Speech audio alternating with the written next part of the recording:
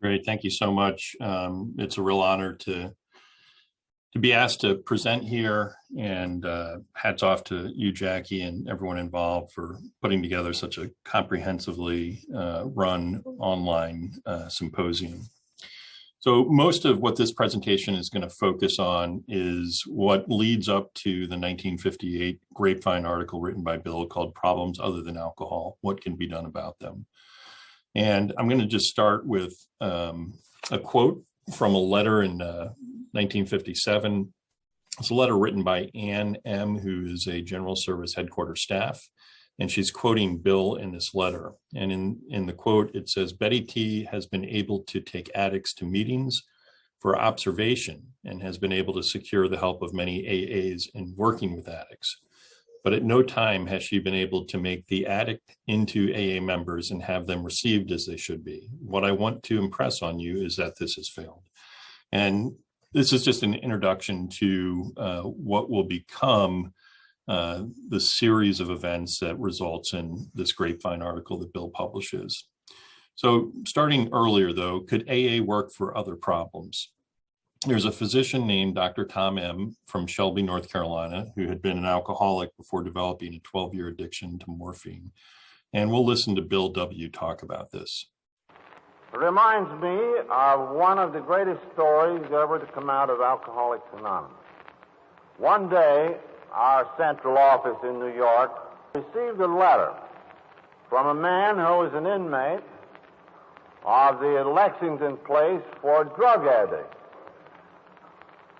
And he went on to tell us in the letter how he had been a physician, had got onto alcohol, and then onto morphine. And that while there in the asylum, someone had written him about AA, and he had been reading this AA book of ours. And he said, "Of course, I used to be an alcoholic, but now I'm an addict. But I do see hope for me in this philosophy of yours. And when I get out of here, I'm certainly going to try it." Little by little, he began to describe the formation of an AA group in Shelby. And he turned out to be a delightful, soft-spoken little man who I shall call Dr. Tom. I found that Tom was rather reluctant to talk about what he had done in Shelby. So there wasn't much AA shop talk at the table, practically unheard of elsewhere. And I wondered myself if dope had a humbling effect. If so, I think that some of us alcoholics should have taken more of it. So there's a few things there. So the narcotic farm in Lexington, Kentucky is what Bill is referring to. And this opened in 1935, and it was a combined hospital and prison where people were sent for federal offenses of narcotics. And it's a place where people who had a problem to drugs, except for alcohol, could go and voluntarily seek services. And so Dr. Tom starts the first AA meeting in North Carolina after discovering the big book while he's there and finding that this philosophy, as he described it, could work for him. And he's the first known person to achieve sustained recovery from addiction to drugs in addition to alcohol through Alcoholics Anonymous. So the next thing that's really important is the formation of the AA Grapevine. It allowed addicts in AA to recognize their mutual presence. And just by the third issue of the AA Grapevine in August of 44, a Doc N submits a letter suggesting a Hophead's Corner.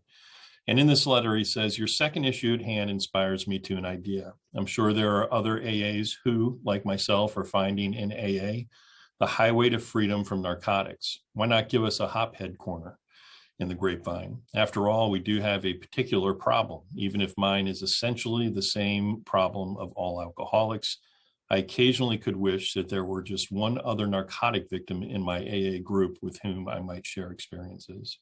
And though through the help of the higher power and my AA friends, I no longer take morphine, I realized I feared in a way I've ceased fearing alcohol. If I could just share experiences with some other hophead, I know it would be a big help. And among AA's thousands, I'm sure I'll find my fellows.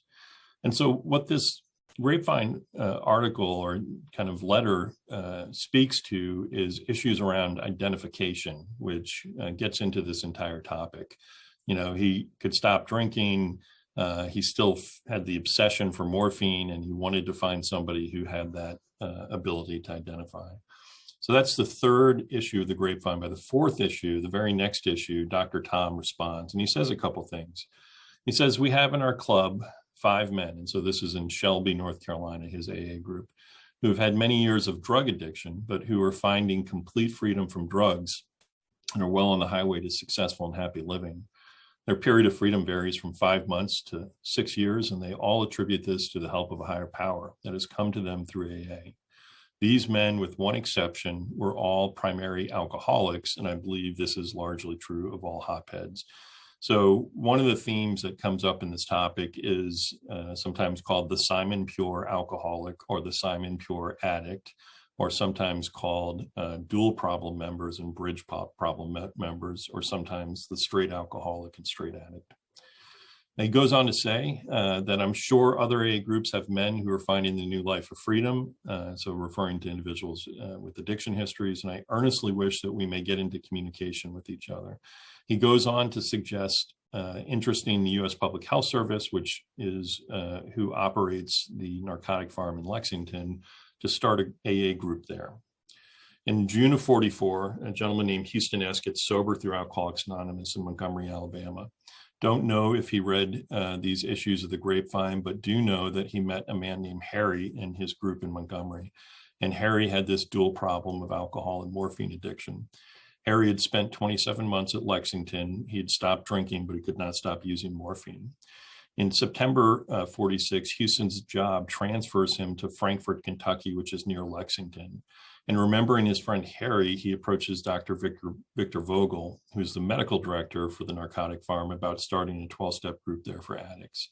And this was pretty interesting because there was fairly limited institutional work going on in prisons from the outside groups or outside members. But because of this, on February 16th, 1947, the first meeting of Addicts Anonymous is held at the narcotic farm in Lexington, Kentucky. And here's one picture of a meeting. The Addicts Anonymous group will lead addicts integrating into AA groups upon their release from the narcotic farm.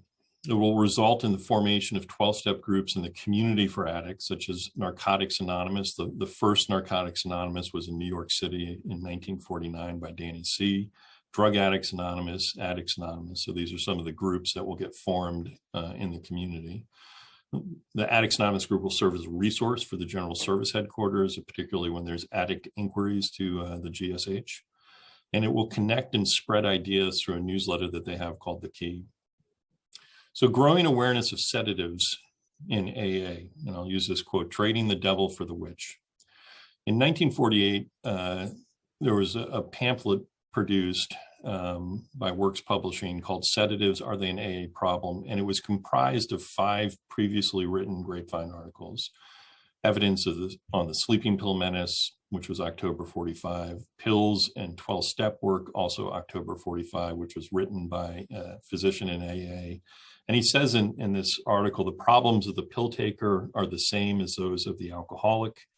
And the pill-taking alcoholic is just as incapable of safely using pills as he is of drinking. He simply doubles his risk.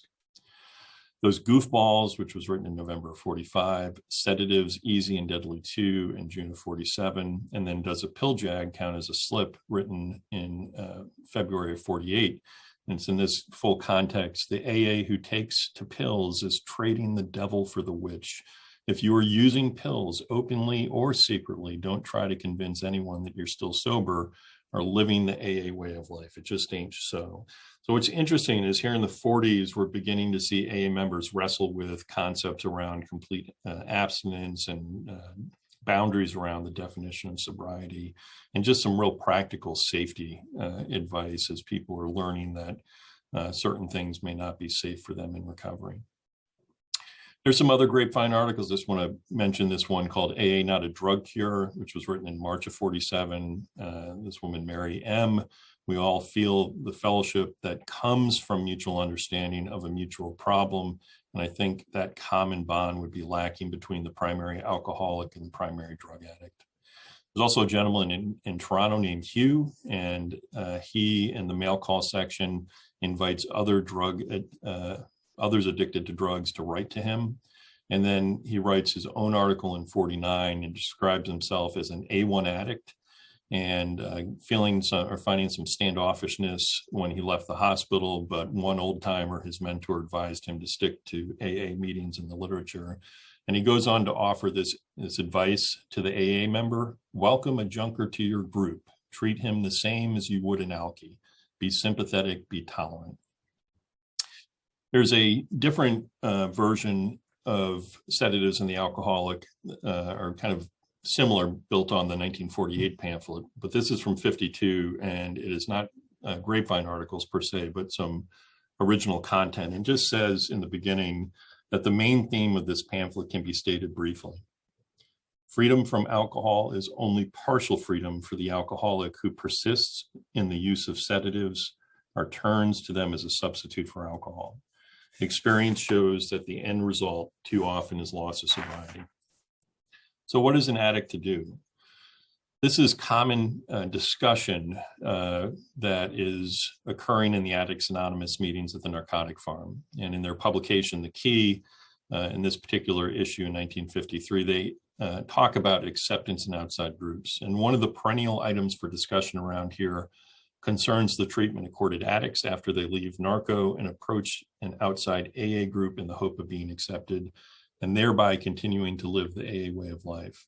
This is a real problem because, as far as we know, groups made up of addicts to drugs, i.e. drugs other than alcohol, only exist in New York with Narcotics Anonymous, in Chicago with Drug Addicts Anonymous, in Los Angeles, HFD groups of AA, which stands for Habit Forming Drug Group of Alcoholics Anonymous. Therefore, an addict who does not happen to reside in one of these areas, if he is going to attend meetings, must attend meetings of Alcoholics Anonymous groups.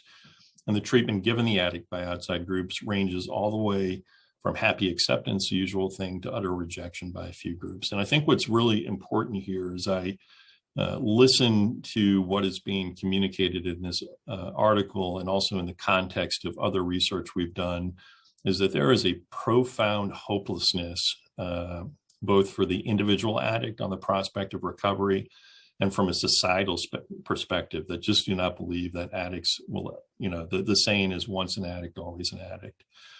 What we hear from people who discovered essentially the Alcoholics Anonymous program through Addicts Anonymous, consistent use of the words, we found hope and faith at long last. And so this is, I envision them sitting there saying, we have found something that we didn't think was possible. Society doesn't think is possible. How do we keep this going when we get out of here? If I don't live in a place that has, NA or DAA, will I be welcomed in these groups of Alcoholics Anonymous? To elaborate on this, one of the things they talked about is, if I do go to AA meetings in the community after I leave the Narcotic Farm, do I hide my addiction, but then risk my recovery because I'm not being honest about it? Or do I practice honesty and disclose that I'm an addict and risk being told that I'm not welcome at the meeting? So these are real things that these individual members are wrestling with, and ultimately what AA wrestles with too. Our problems are basically the same. You can see this type of language used in many letters. Or are they? What are people saying about alcoholism and addiction? We'll start with Bill. So in a letter that he writes to the Addicts Anonymous group in April of 49, he addresses the letter very compassionately: dear fellow sufferers. He makes no doubt that the underlying causes of alcohol and drug addiction are quite identical, but he talks about some of the differences in saying that alcoholics and addicts are mutually exclusive and snobbish, and apparently it's going to take a long time for anything like real understanding. So he's describing characteristics of alcoholics and addicts that make it difficult for them to mix together. He also hints to what his hope and vision for a solution to this would be. Meanwhile, it seems to me your best bet is the addict who was once an alcoholic, knows both wards, and can act as a bridge between. Then, too, you ought to form groups and develop literature your own. This, I'm sure, will be the eventual answer. And so this is where we talk about bridge members. Bill's views. This is a letter, excerpt from a letter written to Jack P. from Los Angeles. Jack P. had been asked, he was a straight alcoholic member of AA, and Jack P. was asked by the Los Angeles sheriff to start an NA meeting at the women's jail. And he writes to Bill, and Bill writes back. And Bill says, another difficulty you will have is this: apparently morphine and its derivatives does such terrific things to the honesty department that it is hard to get a sound moral area into which the AA program can be introduced. Dope has made these otherwise fine people so phony that it's hard to make a beginning. And so he's making a slightly different argument here that characterologically addicts are different from alcoholics. And because of this, the AA program may not work for them. Bill is not the only one who describes alcoholics and addicts as different. There's an old story. The alcoholic gets drunk, goes home and beats his wife. The addict takes a fix, goes home, and his wife beats him. I really appreciated Gary's presentation on Bobby yesterday. She is communicating regularly with the Addicts Anonymous group. And in a letter written in April of 1949, she basically communicates to the members of the Addicts Anonymous group, underneath it all, are we really so different? So she does not tend to describe alcoholics and addicts as being mutually exclusive and snobbish or looking down on one another.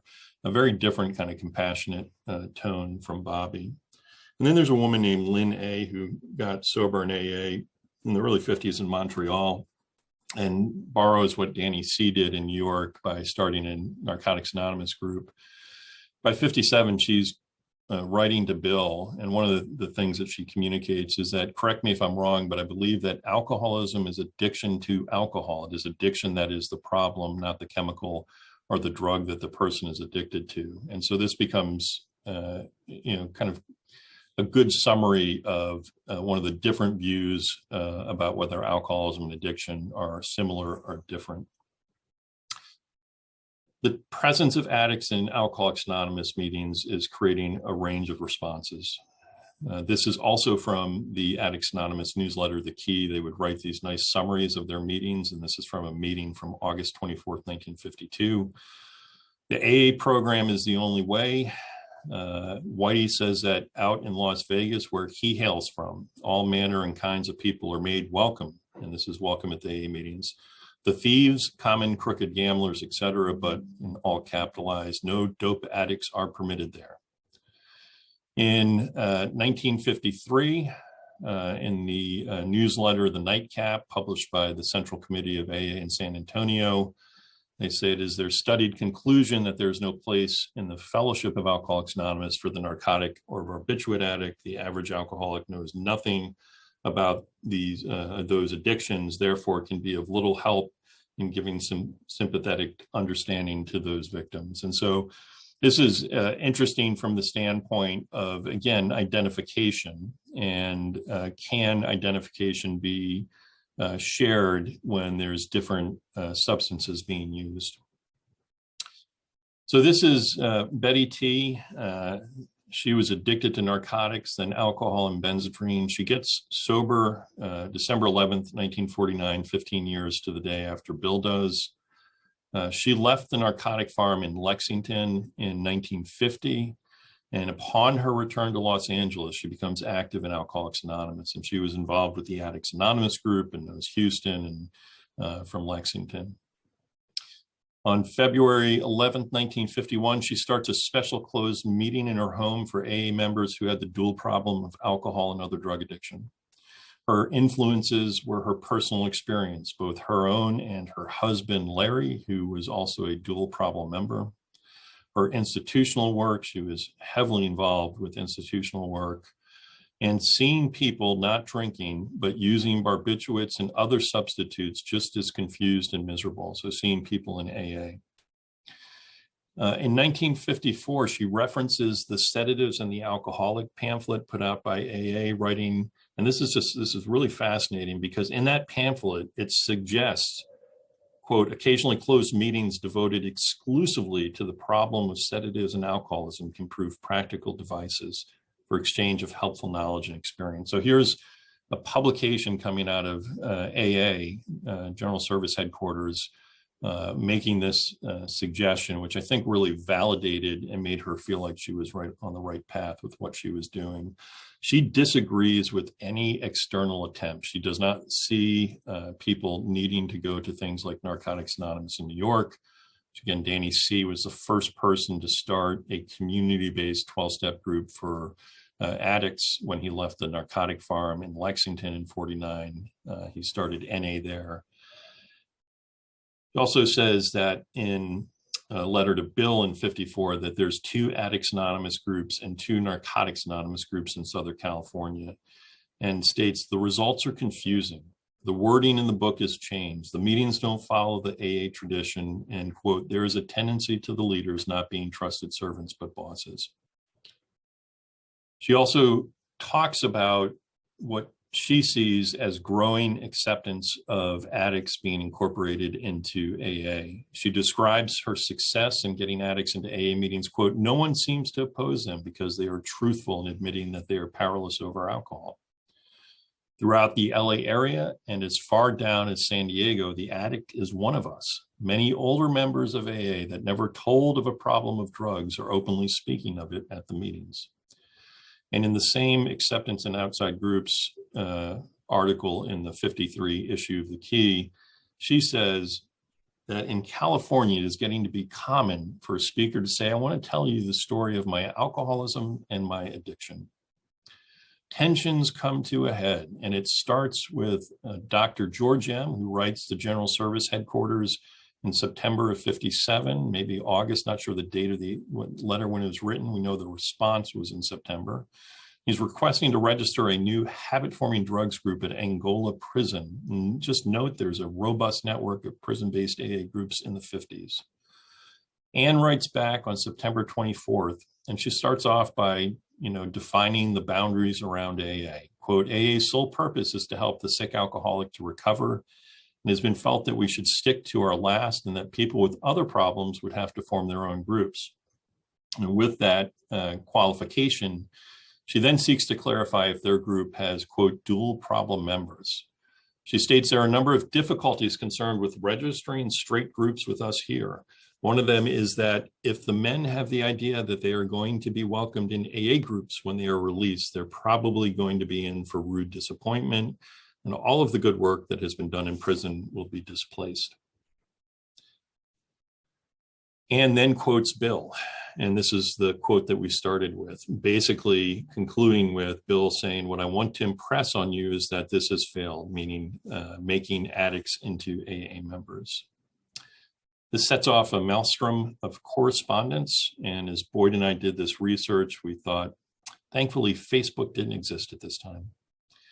Betty writes Anne copying Bill a 2,500 word letter, all caps used 38 times. In this letter, Betty challenges the perception that her efforts has failed. Quote, if so, I have failed, as you say, why is it that I have correspondence with 40 penal AA groups and other groups throughout the US? I've been invited into many penal institutions to speak as a member of AA. Remember, I, as a dual problem addict, have been able to obtain and maintain sobriety from both alcohol and drugs for near to 8 years as of this December 11th. Betty argues, and this is kind of attacking AA membership and what she sees maybe as a blind eye to problems other than alcohol. Quote, when I see so many so-called sober members of our fellowship that are goofed up all the time, some of them are trusted servants and leaders in committees and groups. They switch from one crutch to another.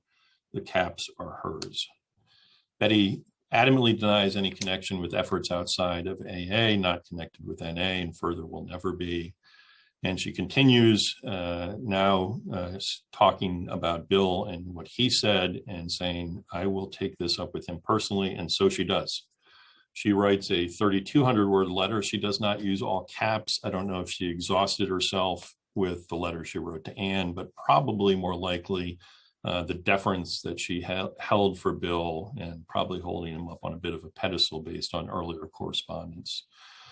She says in the letter to Bill that she received the shock of my life upon receiving a copy of the letter Anne wrote to George. She takes this very, very personally. She reasserts that she's not affiliated with NA.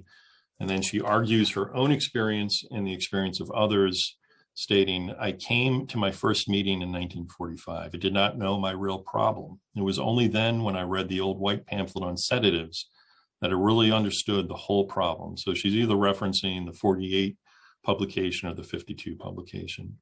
In taking my personal inventory, as the book told me, I was not only an alcoholic, but I was an addict of both narcotic drugs and any other habit-forming drug. Many I have contacted that asked me for help at first said their only problem was drugs. But after talking with them and having them try to take a personal inventory, they found at the bottom of the drug addiction had started with alcohol. They had forgotten the original problem. She challenges Bill, can you or any other member of AA say what I am to do as long as I follow the AA traditions, third legacy, and 12 steps? I think not, Bill. And then she encloses a letter that George wrote after receiving Anne's correspondence. And this is where George is saying that Anne is all wet and that our problems are basically the same in all addictions. And then very interestingly, he takes the boundaries to an extreme and says, if we are to adhere to what she says, referencing Anne, then why not go all the way in AA and separate beer drinkers, vodka drinkers, whiskey drinkers, wine heads into separate groups? Letter dated October 19th. This letter is written by a General Service Headquarters staff member who knows Betty. It may be Lib, I am not sure. The author of the letter writes, after personally visiting your HFD group, I came away with the conviction that everything you've been doing has been in accordance with our 12 steps and traditions. In other words, the primary objective of your group is to deal with the alcoholic problem and then aid the dual addiction problem if possible.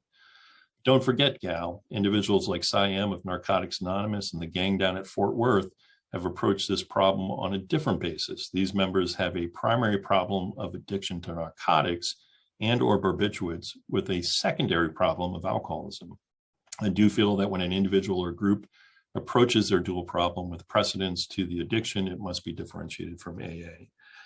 Goes on to say that you have a great deal of experience with your own HFD group. I'm sure you realize that many areas of California don't agree with your personal convictions, that AA members who are also addicts are completely welcome. It was at least certainly my impression in talking with many other truly good members of this movement.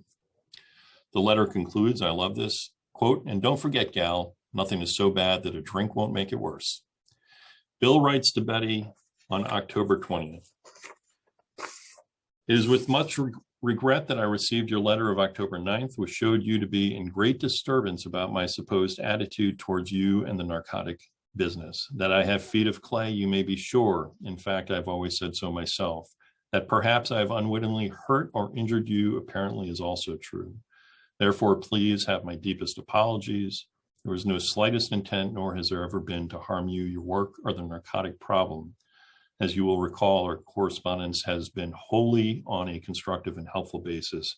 I've had nothing but friendliness for you and your seal in the narcotics matter.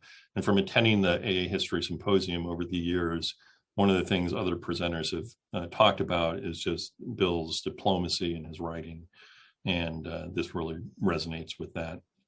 He goes on, though, to address the issue, saying an AA group as such cannot very well directly sponsor addicts who have no alcoholic problem. This would, of course, set a precedent by which an AA group still bearing the AA name could go into any sort of outside enterprise.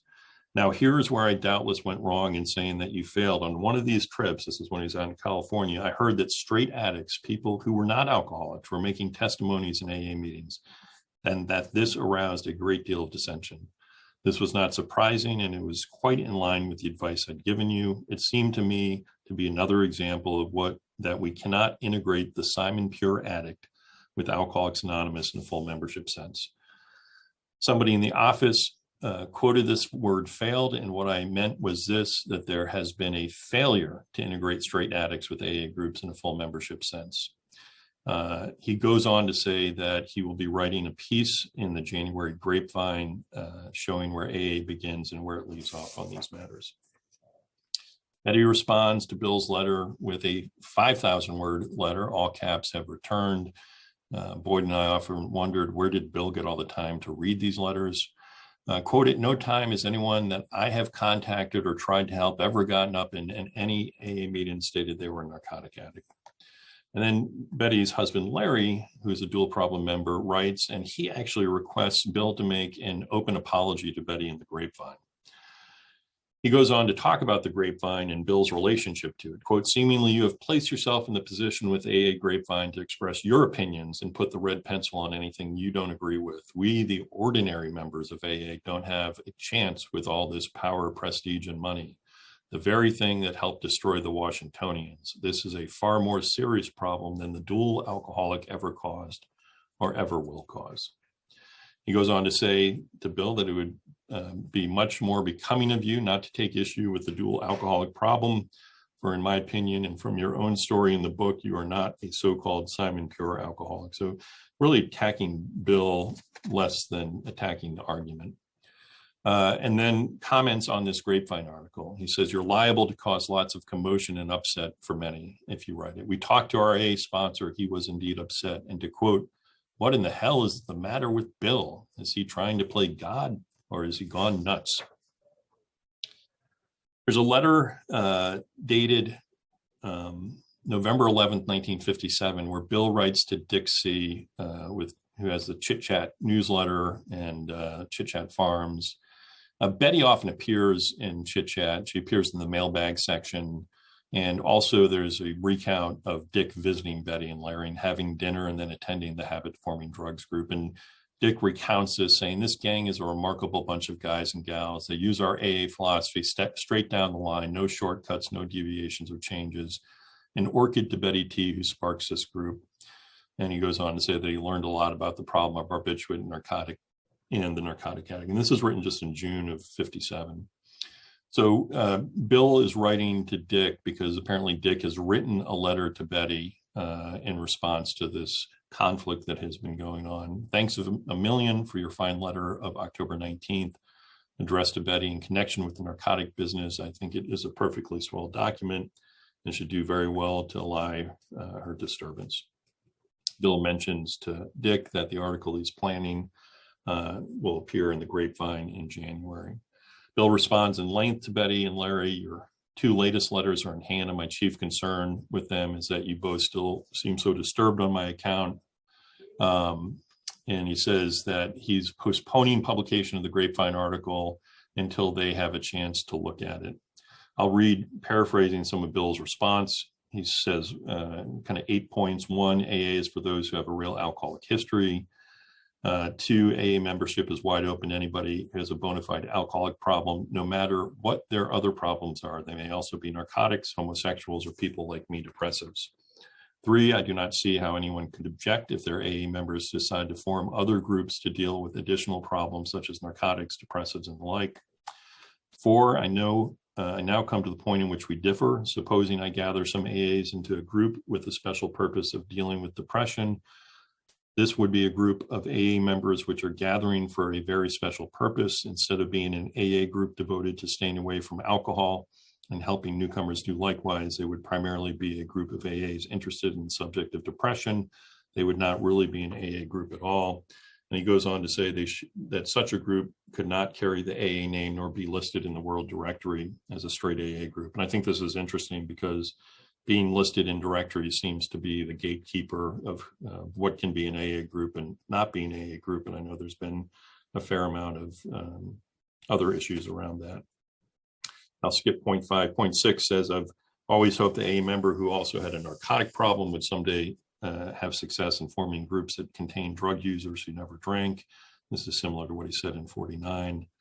And he talks about in some of the AA prison groups, we have straight narcotics attending AA meetings. Some of these groups carry titles that would suggest they are in fact dual purpose groups. For example, we have one that calls itself the Barley Poppy Group. It includes straight addicts who never had a drinking problem. As long as it carries the label Barley Poppy, I do not see how it could be listed as a AA in the AA directory. And then he goes on to say that it is belief that the habit-forming drugs group needs to be removed from the world directory. And you can imagine how that goes over. 4,000-word letter, Betty arguing that it should remain in there. Says she really opposes this, and I'll just paraphrase. There are many groups in AA who have names of various types. Some have numbers, commas, and some have initials. In this area, we have an M&L group. And what does that mean? Could it be morphine and liquor? But it happens to be the first names of the two little girls whose father is a member of AA. HFD can mean how far down, hope, faith, and desire, etc. She also makes arguments about their financial contributions to the General Service headquarters and local AA offices as a reason that they should remain. The last letter we find is December 16th, where Bill basically says, we will pass this on to the office and they should be inclined to accept your change of the title of your group, respecting that the declaration is that it is a straight AA group. And Betty gets her way. So she appears, the groups appears as HFD, Hope, Faith, and Desire in the 58 World Directory. So this is what leads up to the Grapevine article in February of 58, Problems Other Than Alcohol. Just try to do a quick summary of this in the interest of time. There's 8 questions that Bill poses in here. Can a non-alcoholic pill or drug addict become an AA member? Quote, there's no possible way to make non-alcoholics into AA members. We have to confine our membership to alcoholics. Regarding dual purpose groups, its straight addict contingent should, quote, not be led to believe that they have become AA members by reason of such association. Question 2 is, can such a person be brought as a visitor to an open AA meeting? The answer is yes. Can't give them membership, but they should be able to attend certain open AA meetings. Can a pill or drug taker who also has a genuine alcoholic history become a member of AA? Bill says yes in the affirmative. One of the best AAs I know is a man who had been 7 years on the needle. Prior to that, he had been a terrific alcoholic. In his group, he is a member because in actual fact, he is an alcoholic.